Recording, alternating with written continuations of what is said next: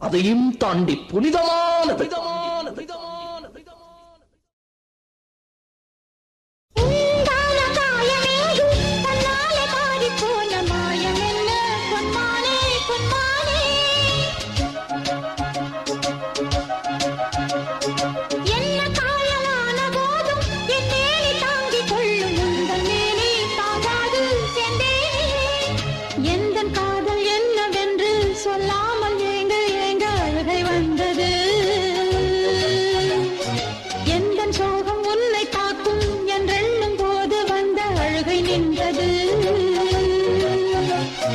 மனிதர் உணர்ந்து கொள்ள இது மனித காதல் அல்ல, அதையும் தாண்டி புனிதமானது.